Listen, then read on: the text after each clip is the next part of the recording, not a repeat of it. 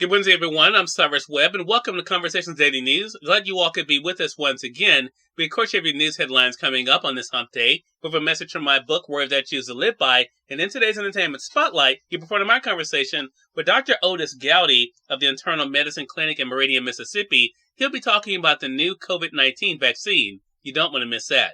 Enjoy today's broadcast. For Conversations Daily News, I'm Cyrus Webb with your Wednesday headlines. In international news, UN and G7 decry Russian attack on Ukraine as possible war crime. Russian forces showered Ukraine with more missiles and munition-carrying drones on Tuesday after widespread strikes killed at least 19 people in an attack of the UN Human Rights Office described as particularly shocking and amounting to potential war crimes. Air raid warnings sounded throughout Ukraine for a second straight morning as officials advised residents to conserve energy and stock up on water. The strikes have knocked out power across the country and pierced the relative calm that had returned to Kyiv and many other cities far from the war's front lines. It brings anger, not fear, one Kyiv resident said to the Associated Press as crews worked to restore traffic lights and clear debris from the capital streets. We already got used to this, they said, and we will keep fighting.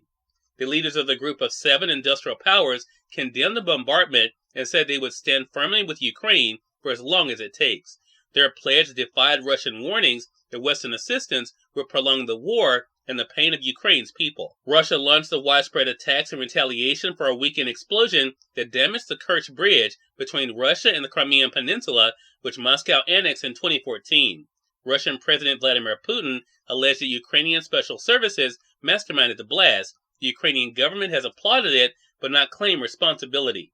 Ukrainian President Zelensky told the G7 leaders during a virtual meeting that during the past 2 days, Russia fired more than 100 missiles and dozens of drones at Ukraine, and that while Ukraine shot down many of them, it needs more modern and effective air defense systems.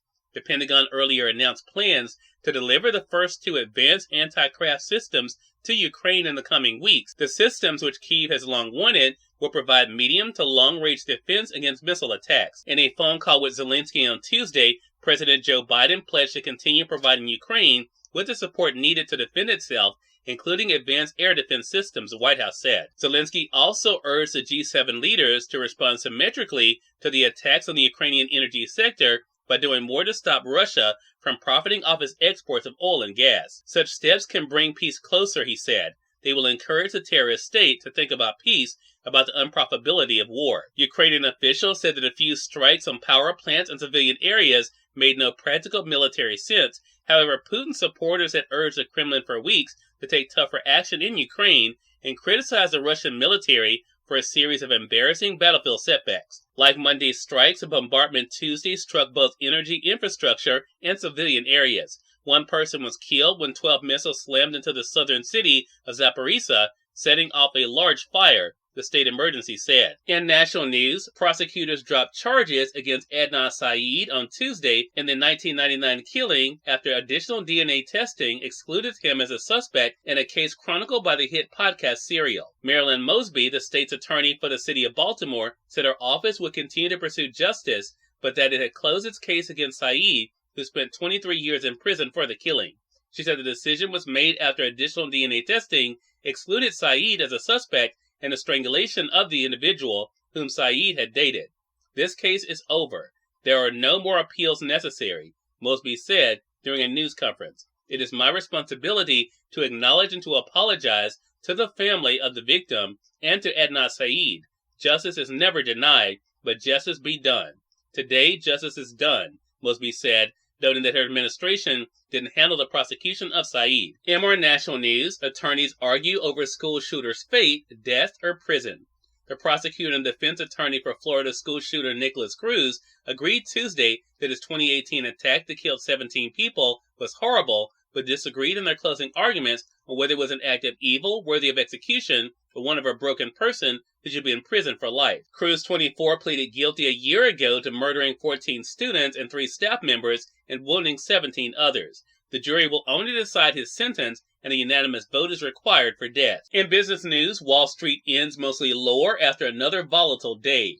Another volatile run on Wall Street left stocks lower Tuesday, extending the market's recent losses as traders brace for updates on inflation and corporate earnings. The S&P 500 fell 0.7%, marking its 5th straight loss. The benchmark index had been down as much as 1.2% in the early going after a dour forecast from the International Monetary Fund stoked recession fears. And finally, in some sad entertainment news for myself and people around the world, Angela Lansbury, Murder, She Wrote star, has died at the age of 96.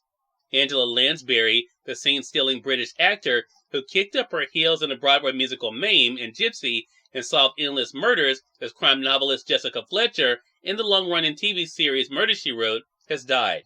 Cyrus Webb, Conversations Daily News. It's our time for a message from my book, Words I Choose to Live By. Enjoy. Good Wednesday, everyone. I'm Cyrus Webb, and welcome to Words I Choose to Live By. Here's your Wednesday wake-up call. Individuals will be quick to tell you what you cannot do. Sometimes you might even tell yourself. I'm here to tell you what is possible just by being here today. No one has seen the future, so there is no way of knowing what can't be accomplished. Living your life with this truth makes the impossible a possibility. So let's go make it happen. Have an amazing Wednesday. We are part of my conversation coming up with Dr. Otis Gowdy in today's Entertainment Spotlight. Stay with us. You're listening to Conversations Daily News. For Conversations Daily News, I'm Cyrus Webb with the Entertainment Spotlight. Dr. Otis Gowdy of the Internal Medicine Clinic in Meridian, Mississippi, rejoined me on Conversations Live, the radio show, to talk about the new updated COVID-19 vaccine. Here's a bit of our conversation. What do people need to know right now, Dr. Gowdy, when it comes to the updated COVID-19 vaccine, though? We have the new updated virus that has recently come out, and it is much more protective against the Omicron and its variants that we've so heard about over the last several months. It offers protection against getting the virus, and that is the main objective, is to prevent getting the virus and the spread of the virus. So the new vaccine actually helps protect against the spread. We know that as the Omicron variant is much more contagious, we're not seeing as many people who are getting in the hospital.